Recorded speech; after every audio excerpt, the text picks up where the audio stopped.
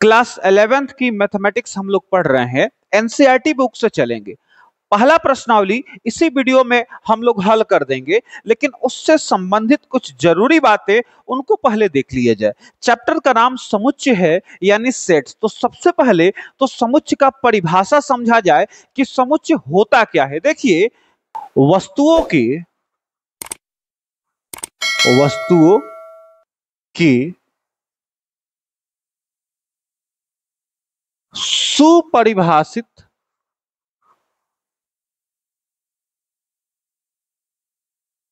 संग्रह को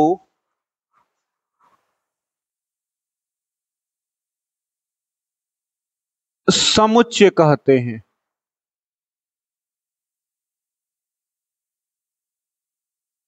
बात समझे जी? यानी कलेक्शन तो हो, लेकिन कैसा कलेक्शन हो? सुपरिभाषित हो, वेल डिफाइंड हो, है ना। सुपरिभाषित का मतलब क्या? Well defined. अब ये भी समझ में नहीं आ रहा है कि वेल डिफाइंड मतलब क्या। इसका मतलब यूं समझिए कि संग्रह व्यक्तियों के अनुसार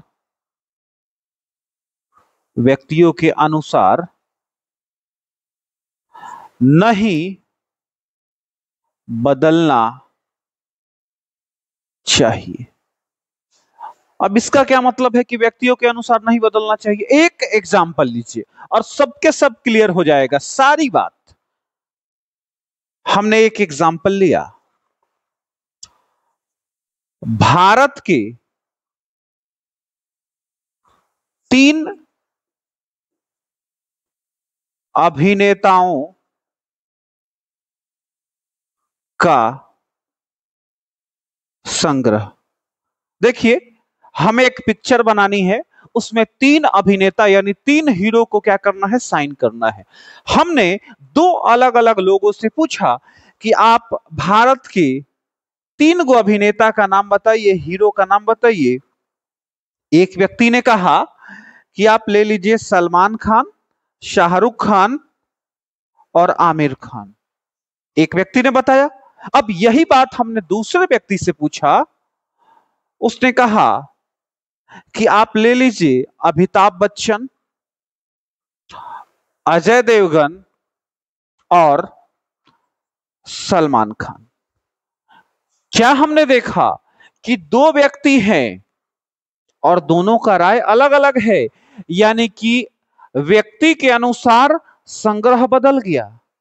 एक व्यक्ति ने कुछ और कहा, दूसरे व्यक्ति ने कुछ और कहा। इसका मतलब है कि यह समुच्चय है? नहीं है, क्योंकि वेल डिफाइंड नहीं है। क्या लिखेंगे? समुच्चय नहीं है। आप समझ गए? क्लियर हो गया? एक और एग्जाम्पल लीजिए। हमने दूसरा एग्जाम्पल लिया, 10 से छोटी विषम संख्याओं का संग्रह। यह भी बात हमने 2 लोगों से पूछा। एक ने कहा कि 10 से छोटी विषम संख्या एक तो 1 होगा, 3 होगा, 5 होगा, 7 होगा और 9 होगा। ये बात हमने पहले व्यक्ति से पूछा, उसने ये बताया। हमने जब दूसरे व्यक्ति से पूछा कि 10 से छोटी विषम संख्याओं का संग्रह बताइए, कि 10 से छोटी विषम संख्या कौन कौन होती है, उसने भी कहा कि 1 होगा, 3 होगा, 5 होगा, 7 होगा और 9 होगा। देखिए, एक व्यक्ति से दूसरे व्यक्ति के तक संग्रह नहीं बदला। क्या हुआ कि व्यक्तियों के अनुसार संग्रह नहीं बदल रहा है, यानी वेल डिफाइंड है। पहले का भी आंसर था 1 3 5 7 9 और दूसरे का भी आंसर है 1 3 5 7 9, यानी कि समुच्चय है।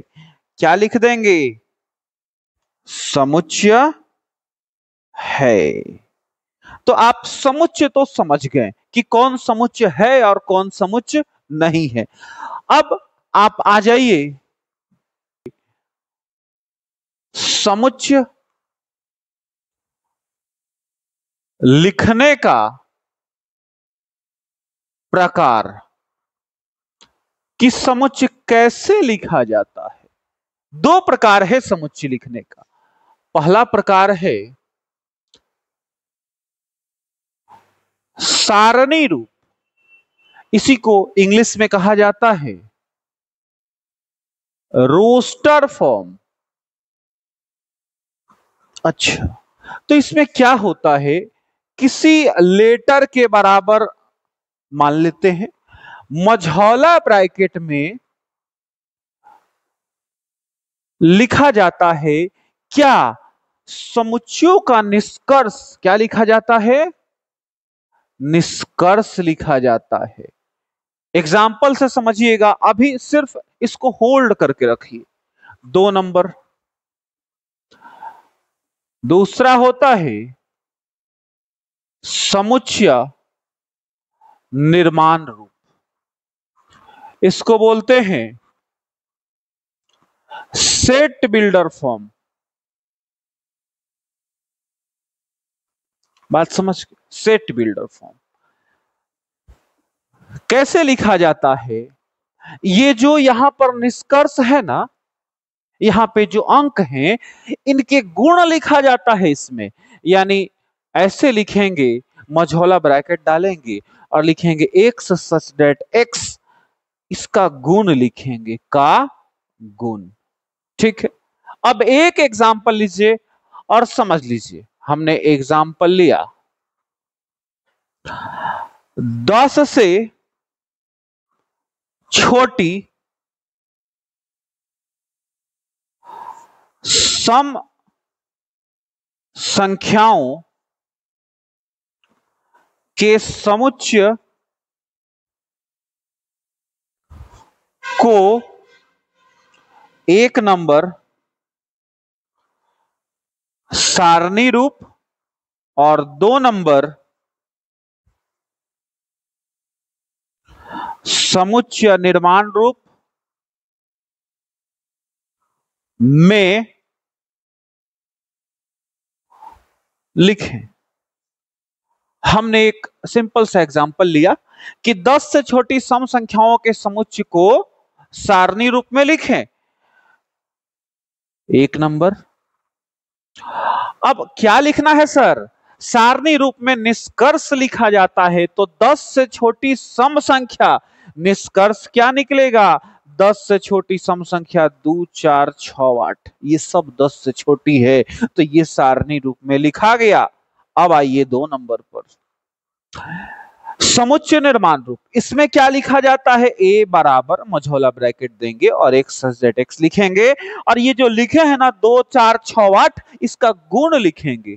गुण क्या है इसका, यही तो इसका गुण है कि 10 से छोटी ये सम संख्या है, तो लिखेंगे एक्स सच दैट एक्स, एक 10 से छोटी सम संख्या है। बात समझे, एक जरूरी बात है, नोट डाल के लिखिए। सारणी रूप में जब लिखेंगे ना, तो किसी भी अवयव का रिपीटेशन नहीं करेंगे, यानी किसी भी अवयव को दोबारा नहीं लिखा जाता है। बात समझे जी, जब भी लिखेंगे यहां तो अंकों को दोबारा से रिपीट नहीं करेंगे। बात समझे, जैसे यहां लिखे 2 4 6 8, तो दोबारा से इसमें वापस से 6 नहीं लिखना है, एक बार 6 लिखेंगे, हो गया। ठीक है, आगे बढ़िए। अब हमें तत्व या अवयव पढ़ना है। देखिए, ये तीसरा बात होगा, तत्व या अवयव। परिभाषा लिखिए, समुच्चयों में उपस्थित सदस्यों, या यूं कहें कि वस्तुओं को तत्व या अवयव कहते हैं। एग्जाम्पल से समझिए, जल्दी क्लियर होगा। हमने एक ए कोई समुच्चय लिया, उसके अंदर है 1 2 3 ए और बी, तो इसके भीतर जो है ना वही तत्व है। बात समझे? साफ साफ लिख लीजिए, कौन होगा तत्व या अवयव? 1 होगा, 2 होगा, 3 होगा, ए होगा और बी होगा। अच्छा, एक बात समझिए, यदि ए समुच्चय ए का एक अवयव है तो इसे सूचित करने के लिए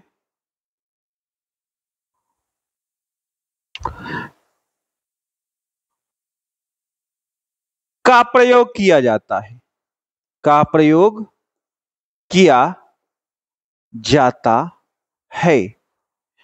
अच्छा, यह है क्या? कैसे पढ़ेंगे इसे? पढ़ने के लिए इसका मतलब है एप्सिलॉन, या फिर इसी को बिलोंग्स टू भी पढ़ा जाता है। ठीक है, अगर कोई सदस्य होगा तो उसे बिलोंग्स टू कहेंगे, नहीं होगा तो नॉट बिलोंग्स टू कहेंगे। एक एग्जाम्पल से इसे भी क्लियर कर लीजिए, ठीक है ना। मान लिया ए बराबर, इसी को लीजिए 1 2 3 ए बी, ये हमारे पास एग्जाम्पल है।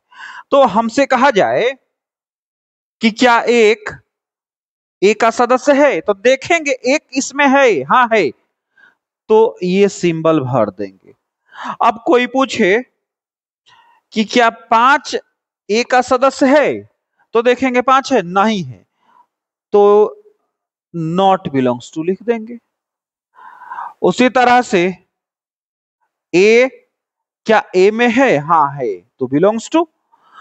कोई कहे कि क्या एफ ए में है, तो नहीं है, तो नॉट बिलोंग्स टू। अच्छा, एक जरूरी बात, क्या 0 इसमें है? नहीं है, नहीं है, 0 दिखना चाहिए इसमें 0, अगर दिखेगा 0 तो है। कहां दिख रहा है 0? नहीं दिख रहा है, यानी 0 नॉट बिलोंग्स टू ए। बात समझे? नहीं दिख रहा है तो नहीं है, साफ बात। आगे बढ़िए, 4 नंबर पर आइए। समुच्चय और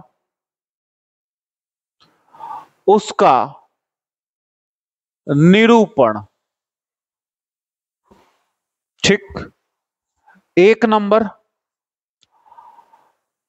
प्राकृत संख्याओं का समुच्चय। देखिए, हम सिर्फ यहां सिंबल बताएंगे और शॉर्ट में चलेंगे। अगर आपको परिभाषा पढ़ना है सभी संख्याओं का, तो आप बेसिक का वीडियो देख लीजिए, उसमें सारी संख्याओं का हमने परिभाषा बता रखा है, एग्जाम्पल बड़ी बड़ी बढ़िया से दे रखा है। यहाँ पे आइए, प्राकृत संख्याओं के समुच्चय को कैसे डिनोट करेंगे? एन से डिनोट करेंगे, एन से सूचित करेंगे, और प्राकृत संख्या होगा 1 2 3 4 डॉट डॉट डॉट। आगे बढ़िए, 2 नंबर, पूर्णांकों का समुच्चय। पूर्णांकों का समुच्चय, पूर्णांकों के समुच्चय को जेड से डिनोट किया जाता है, -2 -1 0 1 2 डॉट डॉट डॉट, यानी निगेटिव और पॉजिटिव प्राकृत संख्याएं और 0 के सम्मिलित रूप को क्या बोलते हैं? पूर्णांक बोलते हैं। बेसिक से आप लोग पढ़िएगा, परिभाषा वीडियो है, इसी में सर्च कर लीजिए, बेसिक है। अब आइए परिमेय संख्याओं का समुच्चय।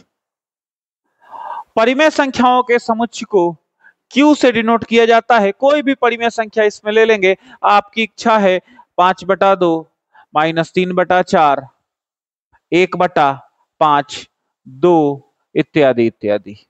ठीक, 4 नंबर सिर्फ आपको लेटर याद रखना है कि किस लेटर से किसको डिनोट किया जाता है, बस। 4 नंबर वास्तविक संख्याओं का समुच्चय, इसे R से डिनोट किया जाता है। वास्तविक में कौन आता है? परिमेय अपरिमेय सब। तो पहले अपरिमेय से ही शुरुआत कीजिए, फिर परिमेय, फिर -1, फिर 5, कुछ भी लिखिए, आगे बढ़िए। वास्तविक के बाद आइए धन पूर्णांकों का समुच्चय। धन पूर्णांकों का समुच्चय, धन पूर्णांक कौन होगा? बोलिए, पॉजिटिव वाला, पॉजिटिव इंटीजर। इसको Z+ से डिनोट किया जाता है। इसमें पूर्णांक तो होगा लेकिन सिर्फ प्लस वाला, यानी 1 2 3 4 डॉट डॉट डॉट। ठीक, 5 के बाद 6 नंबर पे आइए, धन परिमेय संख्याओं का समुच्चय। धन परिमेय संख्या यानी Q पॉजिटिव, सिर्फ पॉजिटिव परिमेय संख्या आएगा। 2/3 1/2 1 5 इत्यादि इत्यादि। जैसे इसमें निगेटिव है ना, तो इसमें निगेटिव नहीं आएगा। अब आ जाइए अंतिम वाला 7 नंबर, धन वास्तविक संख्याओं का समुच्चय। धन वास्तविक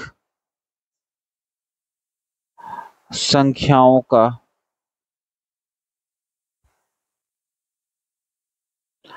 समुच्चय, इसको डिनोट किया जाएगा R पॉजिटिव से और सिर्फ धनात्मक रहेगा। √3 धनात्मक है, 2/3 1 5 इत्यादि इत्यादि।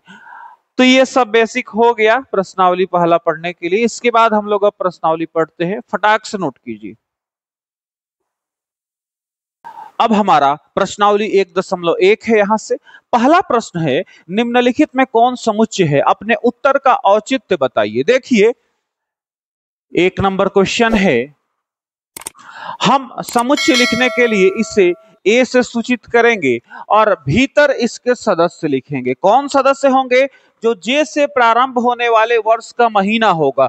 तो वर्ष का महीना कौन है जो J से शुरू हो रहा है? बोलिए, एक तो जनवरी होगा, यह J से शुरू होता है, एक जून होगा, यह J से शुरू होता है, और एक जुलाई होगा। अब यही बात हम कई लोगों से पूछेंगे, सबका आंसर एक ही होगा, किसी का आंसर बदलेगा नहीं, यानी वेल डिफाइंड है, सुपरिभाषित है ना। इसका मतलब है कि यह समुच्चय है, समुच्चय है। दूसरा प्रश्न लिखा है, भारत के 10 सबसे अधिक प्रतिभाशाली लेखकों का संग्रह। अब सुनिए, हमारे हिसाब से 10 प्रतिभाशाली अलग होगा, आपके हिसाब से अलग होगा, क्योंकि लेखक तो बहुत सारे हैं। उनमें से हम कुछ कहेंगे, आप कुछ कहेंगे, संग्रह बदल जाएगा। हमारा संग्रह कुछ और होगा, आपका संग्रह कुछ और होगा, यानी सुपरिभाषित नहीं होगा। तो यह समुच्चय नहीं है, समुच्चय नहीं है। कारण दे दीजिए, क्योंकि सुपरिभाषित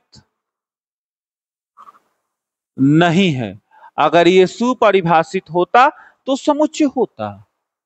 3 नंबर पर आइए, तीसरा प्रश्न है, विश्व के सर्वश्रेष्ठ 11 बल्लेबाजों का संग्रह।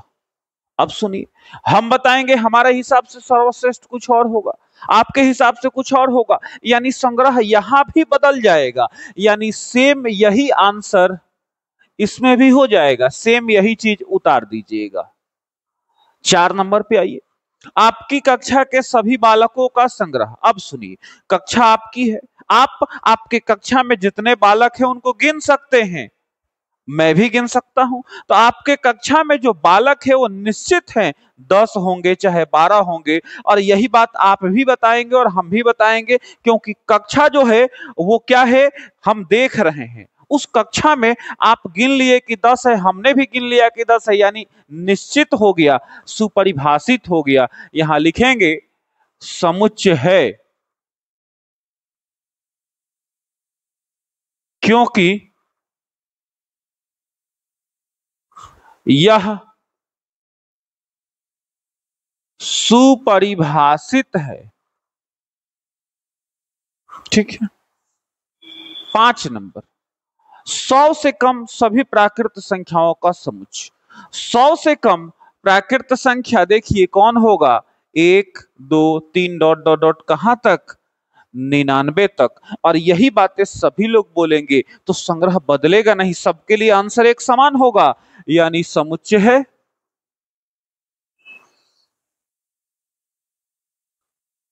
छह नंबर क्वेश्चन पे आइए। लेखक प्रेमचंद द्वारा लिखित उपन्यासों का संग्रह। लेखक प्रेमचंद ने कुछ उपन्यास लिखे, उनका हम गिनती कर सकते हैं, और वो गिनती हम भी कर सकते हैं, आप भी कर सकते हैं, और वही आंसर आपका भी होगा, वही मेरा भी होगा। इसका मतलब है कि समुच्चय है, सेट है। क्यों समुच्चय है? क्योंकि यह वेल डिफाइंड है, परिभाषित है, सुपरिभाषित है, क्योंकि यह सुपरिभाषित है। आगे बढ़िए, 7 नंबर पर आइए। 7वां है सभी समपूर्णांकों का समुच्चय। अब आप लिखिएगा समपूर्णांक 2 होगा, 4 होगा, 6 होगा, 8 होगा, डॉट डॉट डॉट। सब लोग यही बोलेंगे, क्योंकि सम संख्याएं तो यही होती है, यानी कि संग्रह नहीं बदलेगा, यानी समुच्चय है, क्योंकि सुपरिभाषित हो गया। 8 नंबर पे आ जाइए। 8वां है इस अध्याय में आने वाले प्रश्नों का संग्रह। अब इस अध्याय में जितने भी प्रश्न आएंगे उसकी गिनती आपको भी मालूम है, मुझे भी मालूम है, यानी हमारा और आपका आंसर बदलेगा नहीं, संग्रह नहीं बदलेगा, यानी सुपरिभाषित है, यानी कि समुच्चय है, क्योंकि सुपरिभाषित है। 9 नंबर क्वेश्चन, विश्व के सबसे अधिक खतरनाक जानवरों का संग्रह। अब बताइए, हमारे लिए खतरनाक कोई और होगा, आपके लिए कोई और होगा, मेरा संग्रह कुछ और होगा, आपका संग्रह कुछ और होगा, यानी कि संग्रह बदल जाएगा, पर्सन टू पर्सन संग्रह बदल जाएगा, यानी समुच्चय नहीं है, समुच्चय नहीं है। कारण, क्योंकि सुपरिभाषित नहीं है। अब आ जाइए क्वेश्चन नंबर 2 पर। दूसरा क्वेश्चन है कि a बराबर 1 2 3 4 5 6 कह रहा है कि बिलोंग्स टू या नॉट बिलोंग्स टू। भरिए, हमारे पास क्वेश्चन है 5 ए, क्या 5 इस ए में है 5 लिखा है, यानी 5 बिलोंग्स टू ए। दूसरा question 8 dot dot dot A, क्या 8 इसमें है, तो 8 ए में नहीं है, यानी नॉट बिलोंग्स टू ए। तीसरे पर आइए। तीसरा है 0 डॉट डॉट ए, क्या 0 इसमें कहीं लिखा है, ए में नहीं लिखा है, यानी नॉट बिलोंग्स टू। 4 नंबर पे आइए। 4, क्या 4 इसमें है, हाँ है, तो 4 बिलोंग्स टू ए। 5 नंबर है 2 ए, क्या 2 इसमें है, विद्यमान है, यानी 2 बिलोंग्स टू ए। उसके बाद 6 नंबर पर आइए। 10, क्या 10 इसमें कहीं लिखा है, नहीं लिखा है, यानी नॉट बिलोंग्स टू। तो ये आपका पहला और दूसरा प्रश्न हुआ, नोट कीजिए ठीक से। अब 3 नंबर क्वेश्चन है, निम्नलिखित समुच्चयों को रोस्टर रूप में लिखिए, यानी कि सारणी रूप में लिखना है। जो बातें लिखी हुई है इनका निष्कर्ष लिखना है। देखिए पहला क्वेश्चन है, x सच दैट x एक पूर्णांक है और -3 से बड़ा और 7 से छोटा है। निष्कर्ष निकालिए इसका क्या होगा। निष्कर्ष होगा -3 से बड़ा यानी -2, -1 और कहां तक, 7 से छोटा यानी 6 तक। तो -1 के बाद 0, 1, 2, 3, 4, 5 और 6 हो गया। दूसरा क्वेश्चन लिखा है कि संख्या 6 से कम एक प्राकृत संख्या है। लिखिए 6 से कम प्राकृत संख्या 1, 2, 3, 4 और 5। 6 नहीं लिखना है क्योंकि 6 से कम कह रहा है।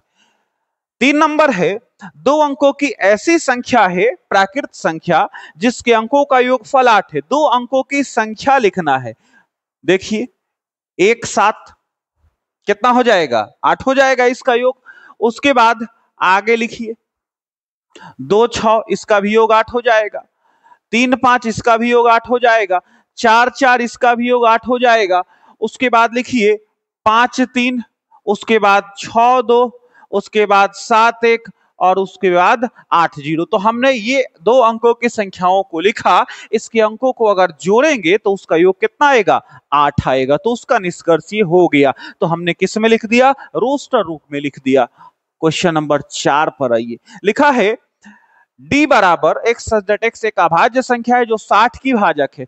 तो 60 का भाजक निकालिए सबसे पहले, यानी वह संख्या जिससे 60 में भाग लगे, है ना। 60 का भाजक इकट्ठे लिखिए, 1 होगा 60 होगा, 2 होगा 30 होगा, 3 होगा 20 होगा, 4 होगा 15 चौका 60 15 होगा, 5 होगा 12 25 60, 6 होगा 10 छक 60 होगा, 7 नहीं 8 नहीं 9 नहीं 10, फिर वापस से आइए गया। तो इतनी सारी संख्याएं क्या है, 60 के भाजक है, यानी 60 में इन सबसे भाग लग सकता है। तो हमें क्या चाहिए, इनमें से वो संख्याएं चाहिए जो अभाज्य है।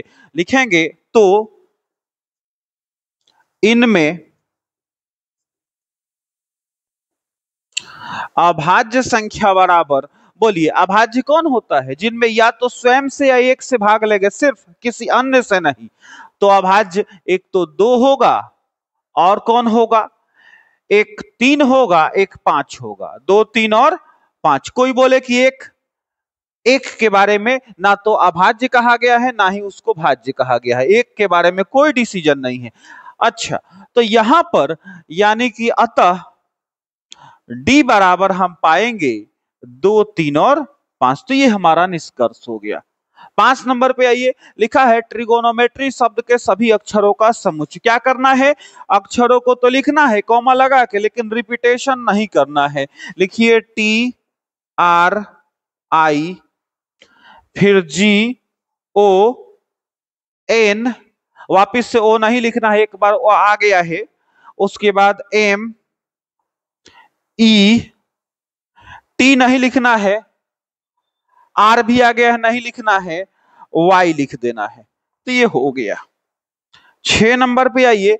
बेटर शब्द के सभी अक्षरों का समुच्चय। F बराबर रिपीटेशन नहीं करना है, B E T E हो गया है और R लिख दीजिए।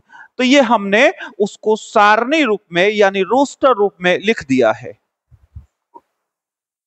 अब क्वेश्चन नंबर 4 है, इसमें हमें समुच्चय निर्माण रूप में बदलना है, सारणी रूप से समुच्चय निर्माण रूप में बदलना है। पहला क्वेश्चन, सबसे पहले तो हम इसको किसी के बराबर मान लेंगे। हमने a के बराबर मान लिया। लिखेंगे जो लिखा है 3 6 9 और 12। अब यहां से इसका गुण निकालने का प्रयास करेंगे। कैसे निकलेगा, किसी पैटर्न को खोजेंगे कि क्या कोई पैटर्न इसमें फॉलो हो रहा है। हाँ हो रहा है, देखिए ध्यान से। देखिए 3 into 1, 3 into 2, 3 into 3 और 3 into 4, ये पैटर्न फॉलो हो रहा है। कहने का मतलब ये है कि a बराबर x सच दैट x बराबर 3n, यानी 3n के रूप का है। ये n के जगह पर अगर 1 2 3 4 लिया जाए तो 3 एकम 3, 3 दूनी 6, 3 तिरिका 9 और 3 चौका 12 आएगा। यानी हमारा जो समुच्चय निर्माण रूप में लिखने का तरीका होगा वो होगा x सच दैट x बराबर 3n। अब n को डिफाइन कीजिए। n क्या है? n है 1 2 3 और 4, यानी 1 से लेके 4 तक। इसको ऐसे लिखेंगे कि 1 less than equal to n less than equal to 4, यानी n का मान 1 से बड़ा और 4 से छोटा है और n का मान 1 और 4 के बराबर भी है। और फॉर ऑल, ये फॉर ऑल का सिंबल है। तो n है क्या? n जो है वो पूर्णांक है, यानी बिलोंग्स टू z कर दिया। तो ये हमारा समुच्चय निर्माण रूप में हो गया। क्वेश्चन नंबर 2 पर आइए। लिखा है, इसको भी हम किसी के बराबर मान लेंगे। हमने इसको b माना। लिखा है 2 4 8 16 32। इसमें भी कोई पैटर्न खोजा जाएगा। देखिए यहां पे हमको पैटर्न दिख रहा है, 2 के पावर 1, 2 के पावर 2, 2 के पावर 3, 2 के पावर 4, 2 के पावर 5। देखिए 2 एकम 2, 2 दूनी 4, ये गुना कीजिएगा सब वापस मिलेगा। यहां पर क्या पैटर्न दिख रहा है? x सच दैट x बराबर 2 के पावर n के रूप का है, यानी आधार तो नहीं बदल रहा है लेकिन पावर बदल रहा है। तो लिखिए n कहां से कहां तक? 1 से 5 तक है, यानी 1 less than equal to n less than equal to 5। और फॉर ऑल ये n है क्या?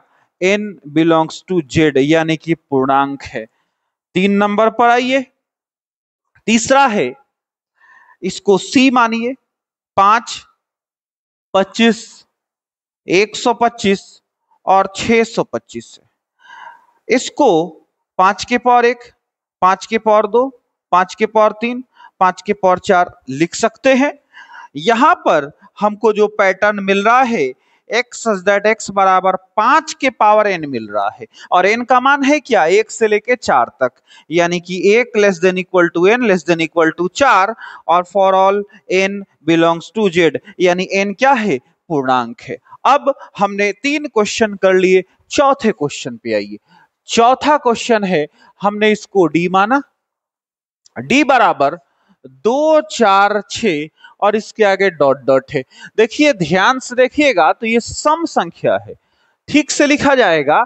x सच दैट x एक सम प्राकृत संख्या है। तो हमने समुच्चय निर्माण रूप में इसको भी लिख दिया। पांचवा है, हमने उसको ही माना। 1 4 9 और डॉट डॉट डॉट कहां तक है जी? अंत में 100 है। देखिए क्या कीजिए, e बराबर यहां 1 का स्क्वायर, यहां 2 का स्क्वायर, यहां 3 का स्क्वायर और इसी तरह से सबसे अंत में 10 का स्क्वायर है। आप देख लीजिए, 1 का स्क्वायर 1, 2 दूनी 4, 3 तिरिका 9, 10 दहाई 100। अब हमको एक पैटर्न यहां दिखा, x सच दैट x बराबर, देखिए पावर नहीं बदल रहा है, 2 फिक्स है, यानी पावर तो 2 रहेगा। तो बदल क्या रहा है? आधार बदल रहा है, यानी आधार n हो गया। तो n का मान कहां से कहां तक? 1 2 3 कहां तक? 10 तक है, 1 से लेकर 10 तक। तो लिख देंगे 1 less than equal to n less than equal to 10। और फॉर ऑल क्या? n बिलोंग्स टू z, यानी n क्या है? पूर्णांक है। तो ये आपका हो गया कौन सा? क्वेश्चन नंबर 4 हमने सारणी रूप से किस में बदल दिया? समुच्चय निर्माण रूप में बदल दिया। अब क्वेश्चन नंबर 5 है, इसमें लिखा है निम्नलिखित समुच्चयों के अवयवों या सदस्यों को सूचीबद्ध कीजिए, यानी सारणी रूप में लिखिए। इनके निष्कर्ष को लिखना है। देखिए पहला क्वेश्चन में है a बराबर x सच दैट x एक विषम प्राकृत संख्या है। बस लिख दीजिए विषम प्राकृत संख्या 1 3 5 7 डॉट डॉट डॉट, यही ना होती है विषम प्राकृत संख्या। लिख दिया, ये हो गया आंसर। दूसरा है x सच दैट x एक पूर्णांक है और -1/2 से बड़ा और 9/2 से छोटा है, यानी ऐसा है। आप इसको भाग लगा लीजिए, 0.5 less than x less than 9/2 यानी 4.5। तो इनके बीच का पूर्णांक लिखना है आपको, बात समझे। यानी कि आप लिखेंगे अतः b बराबर, b है समुच्चय का नाम, इनके बीच जो पूर्णांक आएगा तो -0.5 से बड़ा पूर्णांक आएगा 0, फिर 1, 2, 3 और 4 तक आएगा। 4 के आगे 5 हो जाएगा जो कि 4.5 से बड़ा हो जाएगा, इससे छोटा ही चाहिए, तो इतना आपका आंसर हो जाएगा। 3 नंबर पर आइए। तीसरा है x सच दैट x एक पूर्णांक है और एक कंडीशन है x² less than equal to 4। अब देखिए क्या करना है, दोनों तरफ वर्गमूल ले लीजिए, √x² less than equal to √4। Square से रूट कटेगा तो x होगा और लेस देन इक्वल टू √4 यानी ±2। अब यहां से हमको मिलेगा -2 less than equal to x और लेस देन इक्वल टू +2, यानी आप लिख पाएंगे अतः c बराबर -2 से लेके +2 तक के पूर्णांक, और जिसमें -2 और +2 भी शामिल होना चाहिए, यानी कि -2, -1, 0, 1 और 2। तो ये आपका आंसर हो गया। 4 नंबर है x such that x loyal शब्द का एक अक्षर है। देखिए d बराबर रिपीटेशन नहीं करना है, LOYA, वापस से L नहीं लिखना है क्योंकि यहां L है। हो गया आंसर, हमने समुच्चय के रूप में लिख दिया। 5 नंबर पे आइए। वर्ष का एक ऐसा महीना है जिसमें 31 दिन नहीं होते हैं। नहीं वालों को लिखिए किसमें किसमें 31 दिन नहीं होते हैं। 31 दिन नहीं होते हैं, एक तो फरवरी में, उसके बाद एक तो अप्रैल में, उसके बाद जून में, उसके बाद सितंबर में और उसके बाद नवंबर में। तो ये हो गया आंसर, इनमें 31 दिन नहीं होते हैं। 6 नंबर क्वेश्चन है कि f बराबर x सच दैट x अंग्रेजी वर्णमाला का एक व्यंजन है, यानी कॉन्सोनेंट है जो k से पहले आता है। तो k से पहले आने वाले सभी अक्षरों में a e i o u को छोड़ दिया जाएगा, यानी वॉवेल्स को छोड़ दिया जाएगा, बाकी सब लिख दिया जाएगा। यानी f बराबर b c d f g h और j तक लिखेंगे, k नहीं आएगा क्योंकि k से पहले का पूछ रहा है। हो गया, नोट कीजिए। अब अंतिम क्वेश्चन है 6 नंबर, इसमें हमें मिलान करना है। देखिए पहला में इधर दिया है 1 2 3 6 और उधर है a में एक अभाज्य संख्या है, तो 6 तो अभाज्य संख्या नहीं है, यानी पहला का a तो नहीं होगा। दूसरा नहीं, तीसरा पर आइए, लिखा है प्राकृत संख्या है और 6 का भाजक है, तो पहला का C हो जाएगा। इसमें सब प्राकृत संख्या भी है और 6 का भाजक भी, यानी 6 में इन सब से भाग लग जाएगा। अब आइए दूसरा पर। दूसरा है 2 3। 2 3 क्या है? 2 3 दोनों अभाज्य संख्या और 6 का भाजक है, यानी ऑप्शन नंबर ए इसका हो जाएगा। उसके बाद 3 नंबर पर आइए। तीसरा है इसमें इधर MATHEICS, ये मैथमेटिक्स शब्द का अक्षर है जिनको समुच्चय के रूप में बनाया गया है, यानी ये डी नंबर हो जाएगा। उसके बाद है चौथा 1 3 5 7 9, ये क्या है? 10 से कम विषम प्राकृत संख्या है, यानी कि ऑप्शन नंबर बी हो जाएगा। तो ये हमने मिलान कर दिया, नोट कीजिए।